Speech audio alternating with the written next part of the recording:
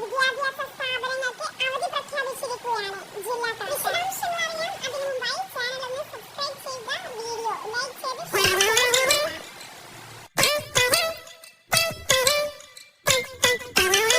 വയനാട്, മലപ്പുറം ജില്ലകളിൽ കനത്ത മഴയാണ് ലഭിക്കുന്നത്. ഇവിടെ റെഡ് അലേർട്ട് പ്രഖ്യാപിച്ചിട്ടുണ്ട്. മഴ